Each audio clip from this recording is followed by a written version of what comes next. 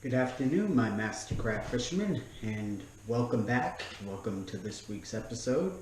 And I wanted to start off by thanking 3 subscribers for joining. Eric, James, and Donald. I want to thank you very much. It's appreciated for sure. We have lost a few subscribers, but that's okay.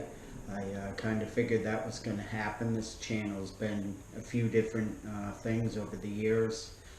One, I built a machine, and then I tried to do a sort of a fishing channel, but now I'm back at it again, and I'm just going to be doing lures and some machine shop stuff with making molds for making baits. It's going to be totally fishing orientated, and I'm going to show you a little bit about airbrushing, some crankbaits and poppers and other lures. But as you remember, last week we had done this lure here. I just wanted to show you after it's been clear coated. Everything looks good, and we did try out the new KBS, which I will do a video a little bit later on my thoughts on the product and how it went for me the first time. I do realize there are a few other videos out there, but everyone has a different experience with it, so we'll go from there. Well, at any rate, on this week's episode, we're going to paint a new lure today, another nice simple pattern. And it's going to be a golden shiner, and this is actually going to be painted for a customer. They want to see the video being painted, so here's the lure. They wanted a little bit of a difference to it. They didn't want the red eyes, they want just regular eyes on it, and they did want the white belly, but they wanted a little red on the throat, so we can do that. And they wanted a scale pattern. This one here does not have a scale pattern on it, so we're going to use our mask, and we're basically going to put a scale pattern down the side and the black on the top. And okay, so I guess grab your beverages of choice and your airbrush, and let's go start some painting. Alright, so we are at the booth now, and we have, just one of our little small wobble baits. That's what they wanted, the golden minnow to be made out of. So, let me show you a bit of what we're going to be using today. We're going to be using a pearlized paint here. Basically, it's this pearlized copper. We're going to be using an opaque red. We'll be using an opaque black. We'll be using a pearlized white, and that's for the belly. So, how we're going to start this bait off. Alright, so now we have our pearlized white loaded. We're going to just start painting the belly and just getting a nice good sheen on there. You don't have to go up too far, you just want the belly. And there you go. There's that nice shine that's going on, and that's exactly what we want.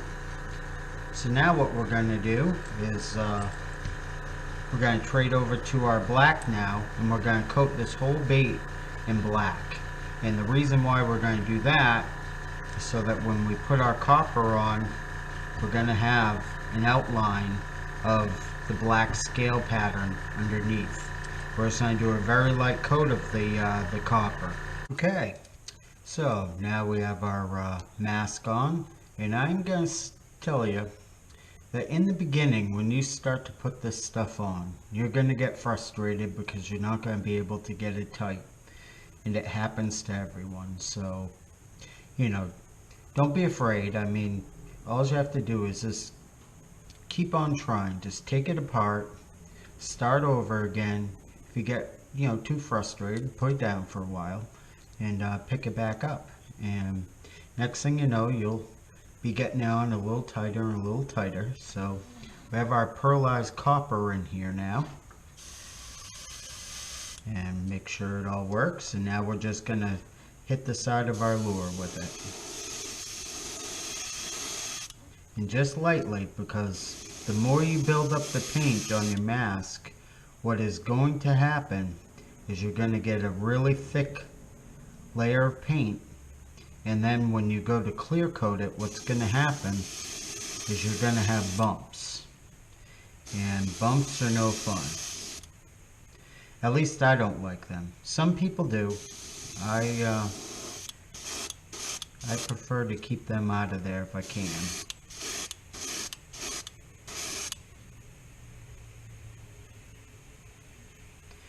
Okay, I think we're gonna keep that right there. That looks good. We have our copper in there all the way down to the tail, and which is, basically it looks like gold when it's done. And so now we're going to heat set this, and we're going to take off our mask, and then we'll show you that the black lines are there. Okay, now we've removed our mask, and this is what we have. As you can see, the black outlines show up for the scale pattern. We're going to touch up the top again with the black, and everything's pretty reflective because we used a pearlized paint. And once again, as you remember, with pearlized paint, you're going to want to up your air pressure. My air pressure was at 30 psi.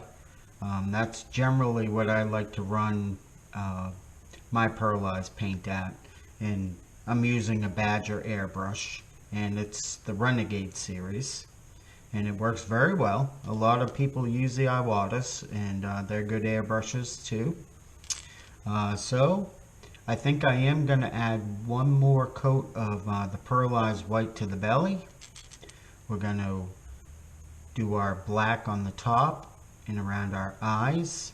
And this customer, instead of wanting the black dot on the bait, they want a red one and regular eyes.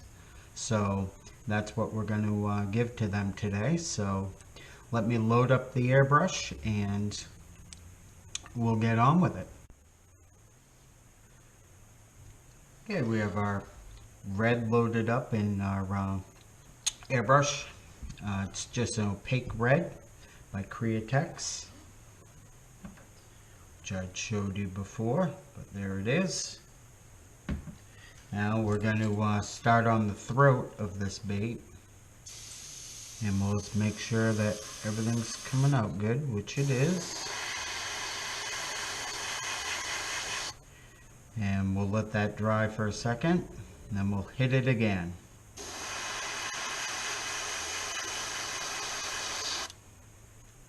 Let it dry for a second.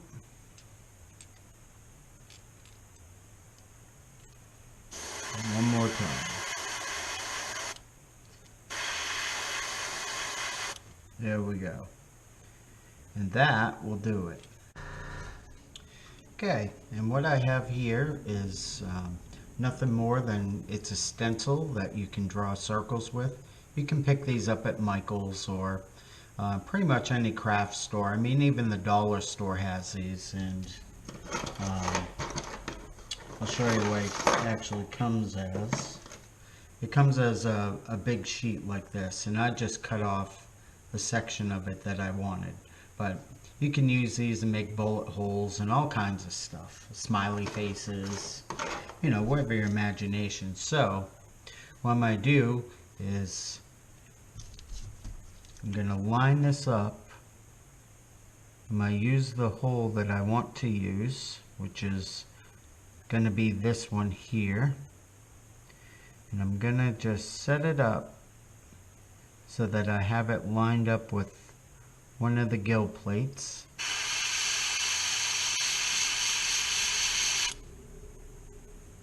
And there you go. There's your little red dot. So now we'll flip it over and we'll do the same.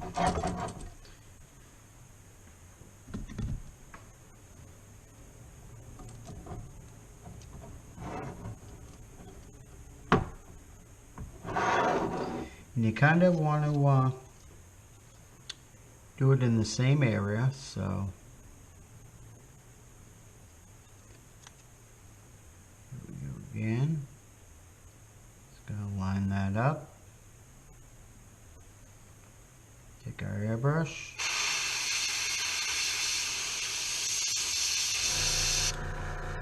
Fill it in with our red. There we go. So that completes our bait. This completes his lure now. This is what he wanted.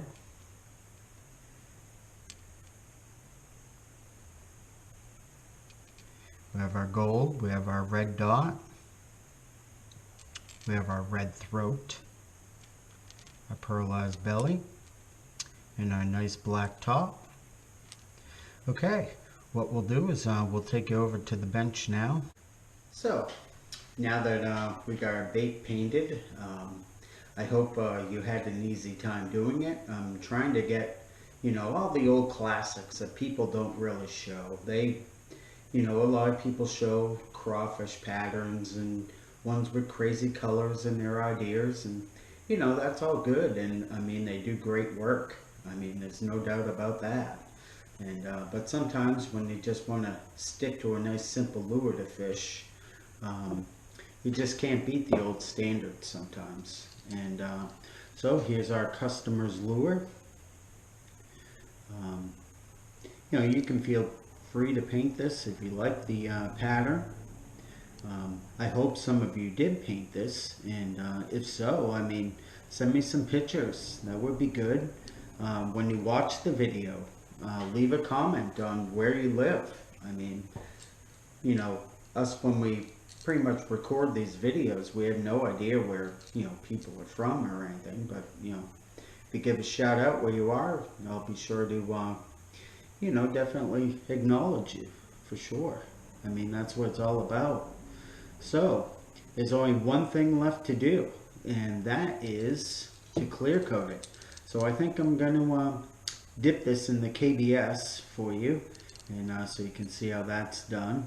And I'll do a video on my review and what I think of the KBS compared to, you know, a standard 2-part epoxy.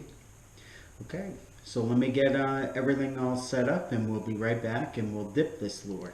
Now that we're back, we have our KBS here, and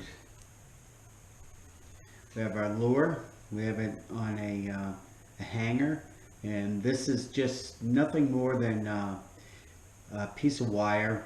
It's actually from my powder coating booth. I use wire to hang all my parts to powder coat, and we'll be doing some work out in the shop soon once it warms up a little more, and we'll show you our powder coating setup as well as our 3D printer, our CNC mill. We have a lot of videos coming up, so stay tuned for that. You're also going to need a little drip wire, and that's going to go in the tail like this, and so it's going to end up, you know, dipping off the excess you know, KBS that comes on here.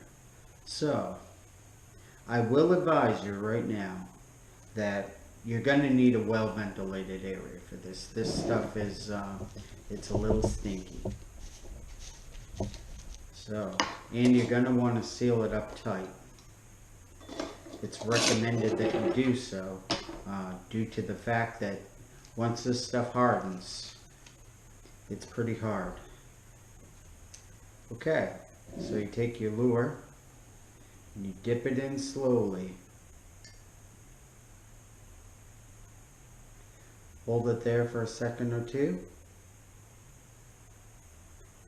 Take it out very slowly. And the reason why you want to enter it slowly and take it out slowly is due to you will build up air bubbles, and what will happen is once this cures, you're going to have little bumps in your bait. And normally I'll dip it a day, I'll let it cure, and then I like a little bit of a thicker coat on my baits. So I dipped the last series that I did 2 times, and when I do the video we'll get into that. But for right now what you want to do is you want to put your drip wire on and not get this stuff on your skin. Okay, make sure you have plenty of newspapers ready, and now you just want to hang it on a rack, and all I have is over here is a little dowel, and it's suspended in between 2 milk jugs, so it's kind of a hokey little setup, but it works, and that's all you need. So now what you want to do is just seal up your KBS again. Make sure you get that. This is saran wrap, same stuff you'd cover up a food bowl with, or you could use any sort of plastic bag. It really doesn't matter. Okay, so we're done. That's it. We didn't have to mix anything or all of that. And next week I just wanted to say that I'll be doing a video. This is a customer repaint. Actually, it's not a customer, it's for a friend, and he also wants this in a golden shiner pattern, so we're going to do it just about the same way, except he wants a little bit of orange down here, and he does want the scale pattern on the side, so we'll do the scale pattern the same. This is just going to be a lot bigger lure to paint, so stay tuned for that. And okay, so that pretty much ends our video for today.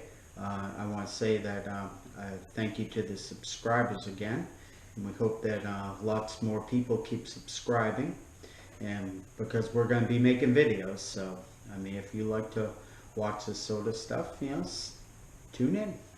Okay, well, until next week, we will see you later. All right, take care, guys.